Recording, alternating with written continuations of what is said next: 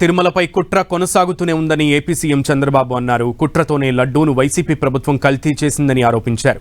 తప్పు చేస్తే క్షమాపణ కోరాలి కదా అని అన్నారు చంద్రబాబు. ఈరోజు ప్రధాన ప్రతిపక్షం, నేను అపోజిషన్ అని చెప్పడం లేదు,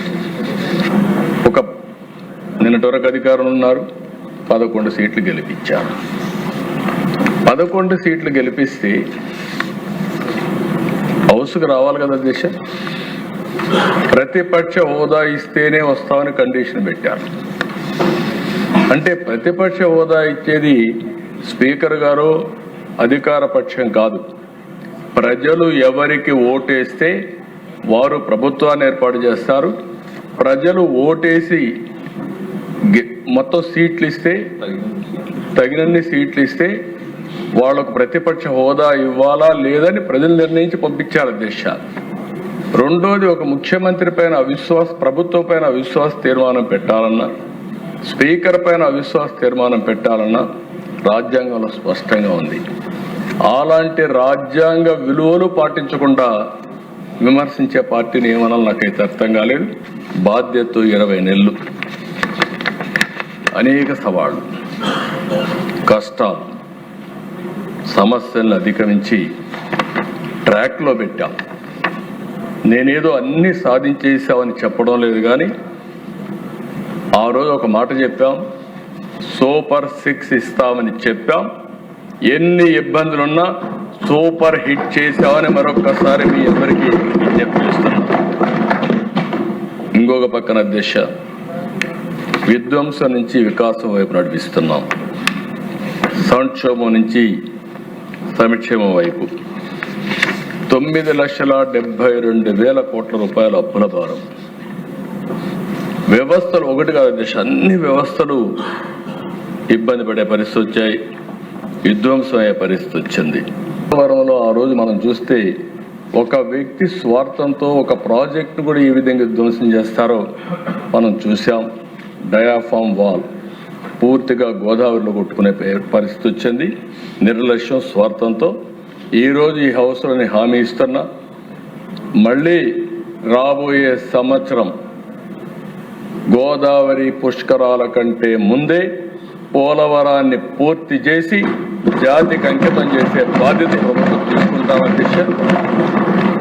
అందులో కూడా క్వాలిటీ కాడ రాజీ లేదు, చాలా స్పష్టంగా ఉన్నాం. ఏదైతే ఇంటర్నేషనల్ ఎక్స్పర్ట్స్ ఉన్నారు, కేంద్ర ప్రభుత్వం CWC ఉంది, వాళ్ళ ఆధ్వర్యంలో ప్రతి ఓటు కూడా పూర్తి చేసి ఈ ప్రాజెక్టును పూర్తి చేసే బాధ్యత తీసుకోవడమే కాకుండా జాతికి అంకితం చేస్తామని చెప్పి కూడా నేను మీకు తెలియజేస్తున్నాను.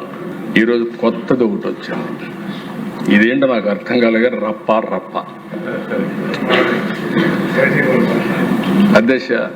చూస్తే నాకు ఎంత బాధ కలుగుతుందంటే, ఒక రాజకీయ నాయకుడు ఎక్కడికన్నా పోతే నిన్న వరుసగా ఇదే పని, రప్ప నడుమ జగన్ ప్రొద్దుటూరి పర్యటన.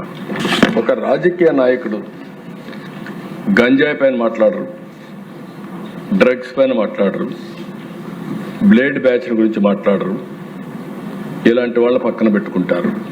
ఆ రోజు అధికారంలో ఉంటే విధ్వంసం చేశారు, ఇప్పుడు అపోజిషన్లో ఉంటే ఎక్కడికక్కడ ఇష్టానుసారంగా మాట్లాడుతూ పెట్టుబడులు రాకుండా అడ్డుపడతారు.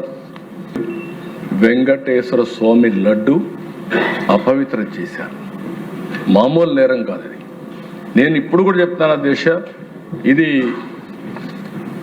ఏదో తెలియకుండా జరిగిన నేరం కాదు, కుట్రతోనే కావాలని పాల్పడ్డారు.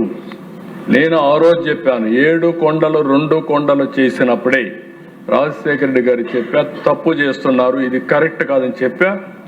మళ్ళీ 2 ఏళ్లు పోరాడితే 7 కొండలు కాదు 7 కొండలే ఉన్నాయని చెప్పి పరిస్థితికి వచ్చారు. మొన్న మీరు చూస్తే NDDB ఇచ్చిన రిపోర్టు, ఆ తర్వాత జరిగిన పరిస్థితి. ఈవెన్ టుడే దిశ దేశంలో ఉండే పూజారులు కానీ హిందూ మత పెద్దలందరూ కూడా గగ్గోలు పెడుతున్నారు. అపవిత్ర జరిగింది, ఇది కరెక్ట్ కాదు, యాక్షన్ తీసుకోవాలని చెప్తే కనీసం ఒక్క మాట దిశ ఆ పార్టీ ఎక్కడ కూడా రిలీజ్ అయినట్టే కనపడదు. ఏదో యేసు ప్రభువుకి అన్యాయం జరిగిందంటే అపాలజీ చెప్పారు. నేను అడుగుతున్నాను అధ్యక్ష, మీకు యేసు ప్రభువుకి అన్యాయం జరిగితే నువ్వు అపాలజీ చెప్పావు. నేను కూడా తప్పు చేస్తే నేను కూడా చెప్తాను. వెంకటేశ్వర స్వామిని అపవిత్రం చేస్తే దానికి సమాధానం లేదు అధ్యక్ష. ఇది డెలిబరేట్ గా చేసింది అవునా కాదని అడుగుతున్నాను అధ్యక్ష, సమాధానం చెప్పండి. ఇది నువ్వు అక్కడొస్తే నువ్వు చేసిన వ్యక్తివి, ఇక్కడ వెంకటేశ్వర స్వామి నైవేద్యం ఇచ్చే నెయ్యిలో కల్తీ చేసి కనీసం రిపెంటెన్స్ లేదా?